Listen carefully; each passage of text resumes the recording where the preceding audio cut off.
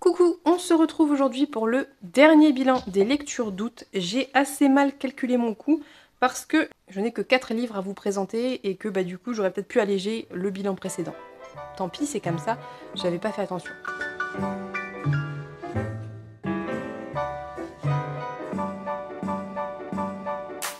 On va tout de suite attaquer avec le graphique que j'ai acheté et lu dans la foulée, à savoir La Marche Brume de Stéphane Fer, qui est une nouvelle saga de l'auteur. Je ne sais pas combien de tomes sont prévus, mais en tout cas celui-ci est un tome 1, il s'appelle Le Souffle des choses.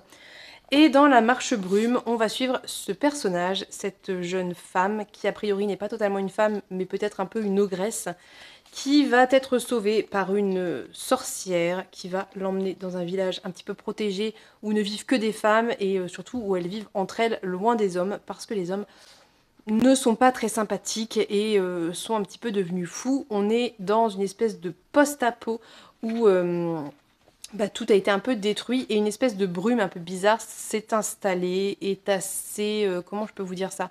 Il y a des choses qui se cachent dans cette brume qui peut rendre les gens fous et donc les sorcières, grâce à leur magie entre elles, réussissent à s'en protéger jusqu'au moment où, et je vous laisserai découvrir la suite. C'était une très très chouette lecture. Alors c'est un tome 1 qui est relativement introductif, c'est normal. Donc ça m'a pas dérangé parce que c'est très très beau et que limite je pense qu'il y aurait pas d'écriture et pas d'histoire. Moi juste pour les dessins de Stéphane Fer, les illustrations de Stéphane Fer, je pourrais lire ce livre quoi. On a toujours cette espèce de... Voilà, c'est ce personnage-là féminin d'un peu de vieille sorcière qu'on avait aussi dans Peau de mille bêtes, je crois, qui ressemble beaucoup, c'est peut-être pas exactement la même, mais elle ressemble beaucoup. C'est drôle de retrouver un personnage qui ressemble comme ça d'une histoire à l'autre. Et voilà, quoi, le travail de Stéphane Fer, toujours incroyable, notamment au niveau des codes couleurs, au niveau des représentations des corps des femmes, au niveau de l'histoire. Je ne sais pas quoi vous dire de plus, comment vous convaincre de découvrir ça, je ne sais pas. Regardez-moi la beauté. J'adore ces planches sans écriture, c'est ce que je préfère, je pense. Très très beau. Donc vraiment, c'était très chouette. J'ai beaucoup aimé. On va être sur un personnage principal qui...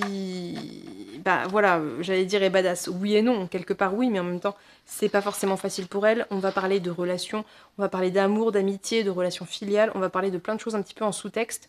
Et on a cette espèce de grosse histoire au-dessus qui est assez prometteuse, bien que, encore une fois, on était sur les prémices.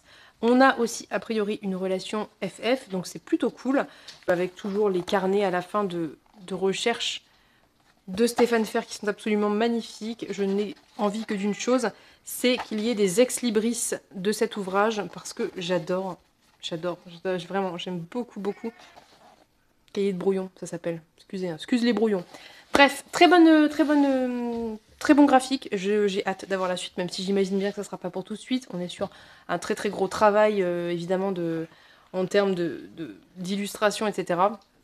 Mais j'ai hâte d'avoir la suite et de voir où ça va. Ensuite, j'ai lu fin août et à la fin il meurt de Lou Luby, qui est aussi un petit peu, alors cette fois-ci un peu plus hybride entre l'illustré et l'essai, où je vous en ai déjà pas mal parlé, mais on va parler des contes, que ça soit des conteurs, des conteuses, des écrivains, des autrices, des personnes qui conçoivent les contes, que de la manière dont ils sont transmis, que des différents contes en eux-mêmes et des différentes versions qu'on peut retrouver, que de certaines thématiques, certains stéréotypes de contes. Et en fait, un peu par chapitre, Lou Luby développe certaines choses et va comparer à travers les époques, les pays, les inspirations, etc. Et c'était vraiment absolument incroyable. C'est drôle, c'est impertinent, c'est intelligent, c'est bien mené, c'est instructif. Je n'ai rien à redire sur cet ouvrage qui est vraiment en plus très très beau, au-delà du contenu qui est passionnant et des illustrations qui sont très belles. Le livre en lui-même est très beau d'un point de vue purement esthétique. Il n'y a rien à redire. C'était passionnant, c'était vraiment très très intéressant, ça se lit tout seul. On peut tout lire, moi j'ai tout lu d'une traite parce que j'étais à fond dedans, mais on peut aussi du coup séquencer sa lecture parce que on passe d'un conte à l'autre ou d'une thématique à une autre et on change de thématique, donc ça peut parfaitement se séquencer, c'est très très bien. Ça permet de donner aussi des sources à aller rechercher, des bases de réflexion. C'est pas forcément toujours développé à fond tout n'est pas développé à fond, ça n'est pas possible, ou alors il faudrait faire 5 volumes, mais il y a des ressources qui sont données, il y a même une application qu'on peut télécharger et on peut avoir par exemple le compte d'origine ou ce genre de truc qu'on peut retrouver et c'est très chouette, c'est très intelligent, c'est bien pensé. On ressent quand on lit cet ouvrage le travail qu'il y a eu derrière de la part de Lou Luby, autant en termes de contenu, de recherche, de comparaison, il y a un vrai travail quasiment universitaire derrière tout ça, que d'illustration. Ça veut dire qu'elle a eu vraiment double travail et que c'est incroyable. Enfin, je suis impressionnée par la somme de travail qu'on voit et qu'on voit pas en même temps parce que ça se lit tellement bien et c'est tellement fluide qu'on pourrait avoir tendance à oublier tout ce que ça implique d'être calé sur les sujets dont on parle. C'est évidemment hyper important et intéressant parce qu'on a tous et toutes été plus ou moins bercés par les contes, que ce soit les contes de Grimm, de Perrault, les contes de fées, les contes de Disney, toutes les versions existantes possibles et imaginables, et qu'on a tous, je pense, plus ou moins inconsciemment intégrés à cause des contes, des stéréotypes, des fonctionnements toxiques souvent, et des manières de penser pas très positives. Et c'est vraiment important, même adulte, même en étant un peu concerné par le féminisme et tout ça, de déconstruire ça et de conscientiser un petit peu ces choses qu'on a pu intégrer plus jeune sans s'en rendre compte, et c'est normal. Donc c'était vraiment très très chouette. Ça permet aussi, quand on a des enfants dans son entourage, de réfléchir à ce qu'on va leur dire des contes. Et même si on leur lit, comment remettre en question ce qui peut être dit. Et pas prendre pour argent comptant à la fois les moralités qu'on peut trouver à la fin, comme les histoires, comme les résolutions, et voilà, et les personnages surtout. Bref, très très bonne lecture que m'avait offert Pénélope dans le swap de mars, je crois, que j'ai absolument adoré, que je le relirai avec grand plaisir dans quelques temps parce que ça se relit à l'envie, je trouve, et je vous recommande très très vivement de découvrir cet ouvrage. Nous allons maintenant passer aux 2 romans qui ont clôturé mes lectures du mois d'août. Je vais attaquer avec The Perfect Match de Lila Mars, qui est un roman young adult, je crois, que j'ai lu sur les recommandations de Natcha, en tout cas ça m'a tenté. Quand il en a parlé, ça m'a donné envie parce que je trouve que le pitch de base est assez intéressant. Donc on est dans une espèce de société post-apo qui s'est reconstruite où les gens n'ont plus le droit de se mettre en couple avec qui ils veulent. Il y a des tests scientifiques, ou en tout cas donnés comme scientifiques, qui associent des couples par compatibilité, pourcentage de compatibilité, et il faut avoir minimum, je crois que c'est 50% pour se mettre ensemble. Et donc quand vous arrivez à vos 18 ans, on fait ce test, on vous donne 3 fiches de 3 personnes, et en gros vous devez choisir dans une des 3 pour vous marier. Ce qui est assez glauque, mais qui est intéressant en termes de réflexion et de thématique de fond d'un ouvrage. Donc ça, c'est vraiment l'univers de base. Plus précisément en termes de personnages, on va suivre une jeune femme qui s'appelle Elliot, qui est plus ou moins en couple avec un jeune homme de son âge depuis X années. Et quand ils vont passer leur test de compatibilité, ils ne le sont pas du tout. Et du coup, ils ne peuvent pas du tout rester ensemble. Sauf que dans la foulée, Elliot apprend qu'elle est compatible à 98 ou 99% avec le frère aîné de son copain. Et évidemment, ça fout le caca. D'autant que là, on n'est pas sur j'ai le choix, j'ai pas le choix. Ça veut dire qu'elle est obligée de l'épouser. Voilà. Donc, il va y avoir mariage et toute la suite.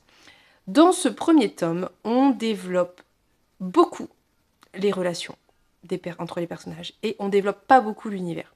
On remet très peu en question l'univers, un petit peu. Un des personnages le fait un petit peu, mais ça reste assez anecdotique par rapport à tout ce qui va concerner les relations. Donc Elliot et son ex, Elliot et son mari, Elliot et le pote de son ex et machin. Et franchement, c'était pas mauvais, hein, c'est pas mal écrit et tout, hein, mais j'avais envie, moi, de rentrer dans le côté un petit peu Hunger Games, vous voyez, où on remet en question la société et on fait quelque chose, quoi. Et en fait, cet aspect-là ne va arriver que sur la toute fin, toute fin, toute fin. Et je pense que du coup, le tome 2 sera beaucoup plus là-dedans, et c'est pour ça que je vais continuer la lecture de la duologie. Mais sachez que si vous n'êtes pas hyper porté romance, bon, c'est pas mauvais, mais c'est pas incroyable non plus. Après, il y a des choses que j'ai quand même bien aimées et que je tiens à souligner, qui sont, si vous aimez la romance justement, qui peuvent être des arguments totalement positifs et qui font que c'est un livre, je pense, qu'on peut mettre entre les mains d'adolescents sans souci. Je pense au consentement qui est respecté. Je pense au respect d'autrui qui est très bien décrit, très bien respecté. Je pense aussi aux sentiments contradictoires et aux descriptions justement des relations. C'est-à-dire que moi, ça m'intéresse plus trop parce que voilà, mais effectivement, c'est des thématiques très adolescentes qui peuvent être hyper intéressantes à lire quand on est adolescent. Donc bah, la relation avec l'ex, les sentiments contradictoires voilà, de ce qu'on peut ressentir quand on a été séparé un peu de force avec quelqu'un. Aussi les relations avec son mari, qui est un mariage forcé, et aussi un petit peu les relations intrafamiliales qui sont développées. Donc il y a vraiment des thématiques hyper intéressantes pour des adolescents, très à propos pour des adolescents, qui est bien menée en fait, bien faite, pas toxique, les choses toxiques sont dénoncées, enfin voilà, ça, pour tout ça, c'est pour ça que je vous dis que c'est pas du tout un mauvais roman, c'est juste que moi les romans ça me saoule un peu. Mais dans l'absolu, c'est très bien fait, c'est bien mené, c'est plutôt bien écrit, les personnages ne sont pas trop agaçants, ils ont des moments un petit peu où ils le sont, mais j'ai envie de vous dire, à la limite, au moins c'est cohérent et c'est réaliste, hein, parce que qui est toujours 100% souriant, agréable, et voilà, personne, donc pour ça c'est bien fait. Mais moi, je voulais plus de développement de l'univers. En fait, je savais qu'il y aurait beaucoup de romances. En fait, voilà, le problème, si vous voulez, c'est le rythme. C'est-à-dire que pour moi, toutes les révélations qu'on a à la fin, qui arrivent un peu en cascade, un peu tardivement, auraient pu commencer à arriver sur la moitié du roman, un petit peu moins parler de relations amoureuses, et un petit peu commencer à développer et faire des plot twists un peu progressifs jusqu'à la fin. Ça aurait permis de mener ces deux fils narratifs de manière parallèle, et ça aurait été plus intéressant. Là, le rythme, il y a des moments où c'était un petit peu long, pour moi, encore une fois, parce que moi, les romances, voilà. Mais bon, c'est des choix. C'est des choix que moi, j'aurais pas fait, mais c'est des choix, je l'entends. Encore une fois, je vous dis que c'est pas du tout mauvais. C'est juste que moi, j'aurais trouvé que ça aurait été plus intelligent de commencer les révélations plus tôt, pour, bah voilà, maintenir en haleine un petit peu les différents lecteurs. Parce que la romance, bah, quand on n'est pas trop romance, il y a un moment où c'est un peu chiant, quoi. Mais voilà. Sinon, c'est sympa, c'est bien écrit, enfin, j'ai rien d'autre à vous en dire, en fait. Ceci étant dit, c'est suffisamment intéressant ce qui se passe à la fin pour que j'ai envie de continuer. Je m'attends pas à un truc révolutionnaire, on s'entend, on va pas être dans du 1984 et compagnie, hein. Ça reste du young adult. C'est prévu pour un public cible précis et avec des codes précis, c'est normal, c'est logique. Mais je pense que ça peut être intéressant, ça peut être bien traité. Puis voilà, il y a des révélations qui sont vraiment plutôt chouettes. Ça va parler aussi du coup de toutes bah, ces relations qui sont interdites par cette société, puisqu'on vit dans une société à 100% hétéronormée, bien évidemment, puisque l'objectif c'est de se reproduire.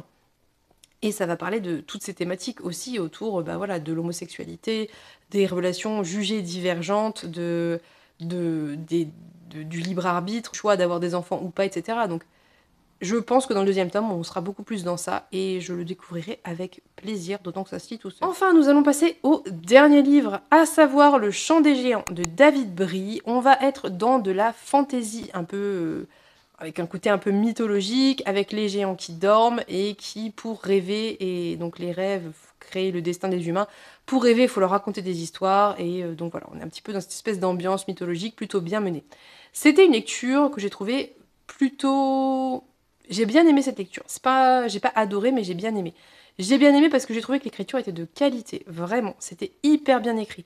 On a un réel travail sur écriture et rythme. C'est-à-dire que la forme du texte, la manière dont les phrases sont écrites, servent le rythme du récit. C'est pas tout le temps qu'on voit ça, et moi c'est quelque chose que j'apprécie beaucoup. Donc pour exemple, et pour être plus concrète, quand le rythme du récit va s'accélérer, on va avoir des phrases plus courtes, avec pas mal de retours à la ligne, et vous voyez, la structure même de l'écrit sert le rythme du récit, et ça c'est très chouette. J'ai trouvé de manière générale que c'était bien écrit, que c'était bien mené, que c'était relativement intéressant. Je dis relativement, non pas relativement, c'était intéressant, c'était chouette, ça manquait un petit peu peut-être de mythologie pour moi, pour que je puisse bien saisir les enjeux du truc, mais c'était chouette. Là où j'ai trouvé que c'était enfin en tout cas dans les choses que j'ai un petit peu à redire, qui m'ont un petit peu moins convaincue, c'est que j'ai trouvé que le choix de la narration faisait qu'on suivait un personnage qui ne sait pas grand-chose. Donc, c'est un choix. Là où c'est problématique, c'est que le personnage le plus intéressant de tout le récit, c'est l'antagoniste, et que l'antagoniste, on ne le suit jamais. Donc, on n'a jamais ses raisons, ses motivations, le pourquoi du comment il fait ce qu'il fait. Est-ce que c'est une manipulation divine? Est-ce que c'est une manipulation humaine? Est-ce que c'est des choix? Et pourquoi il fait ses choix? Enfin, tout ça n'est pas du tout développé, et c'était ce que j'avais envie d'avoir en fait. Parce que le personnage, le gentil personnage qui fait tout bien comme il faut, c'est intéressant dans une certaine mesure, mais il y a un moment où ce qu'on veut, c'est comprendre les choix et les enjeux. Et avec lui, on peut pas comprendre ça, puisque lui ne le sait pas non plus, et qui tombe des nues et qui comprend pas. Donc, ça pour moi, c'est vraiment ce qui fait que cette histoire qui était très chouette est un peu moins bonne, c'est qu'on comprend pas, je trouve, les enjeux les enjeux menés par l'antagoniste, les choix de l'antagoniste. Voilà. Après, pour le reste, j'ai trouvé que la relation entre le personnage principal et une femme, c'était assez sympa. C'était bien, enfin, ça allait, c'était pas incroyable, mais ça allait. J'étais pas toujours d'accord avec les choix des personnages, mais ça, à la limite, j'ai envie de vous dire, ça ne concerne que moi. L'auteur fait bien ce qu'il veut en termes de choix de personnages. J'étais pas toujours convaincue par ses choix, mais ça allait. En fait, c'est une lecture qui se lit toute seule, qui est agréable, qui est intéressante, c'est bien écrit, c'est fluide. Mais je trouve que là où ça manque un petit peu, c'est de profondeur au niveau des personnages. C'est finalement le seul défaut que j'ai à donner à ce livre, mais qui fait que c'est pas une lecture que j'ai adorée. C'est que je trouve qu'on n'a pas beaucoup de profondeur avec les personnages. On suit vraiment beaucoup un personnage et les autres beaucoup moins. Et on a aussi un personnage hyper mystérieux qu'on pense qui va être important et au final ça retombe un peu comme un soufflé. Enfin voilà, il y a comment vous dire, j'ai trouvé qu'il y avait une gestion des personnages qui était pas optimale à mon sens, à moi, selon mes goûts. Encore une fois, je vous recommande cette lecture si vous aimez ce genre de thématique parce que c'est très chouette, c'est très bien écrit. Les reproches que je fais, ce sont des reproches purement subjectifs qui concernent mes goûts, mes attentes, tout simplement. Voilà, donc j'étais quand même contente de le découvrir, j'étais contente de le lire, ça s'est bien lu, c'était très beau en termes d'écriture, et ça déjà c'est un très bon point. Voilà, donc c'est tout pour mes lectures d'août, ça aura été assez rapide. On va pouvoir attaquer les bilans de septembre, et je vais recommencer à être dans les temps, à faire des bilans de septembre en septembre, et peut-être ainsi de suite, et ça serait chouette. Bref, je vais maintenant vous laisser. N'hésitez pas comme toujours à vous abonner si ça n'est pas fait, parce que ça fait plaisir et ça me soutient. N'hésitez pas à me dire en commentaire si vous avez lu certains des livres que j'ai évoqués, ce que vous en avez pensé, si vous avez des recommandations. Sur ce, je vous souhaite une très bonne journée, je vous souhaite plein de bonnes lectures, je vous fais de gros bisous et on se dit à bientôt pour une prochaine vidéo. Bye bye!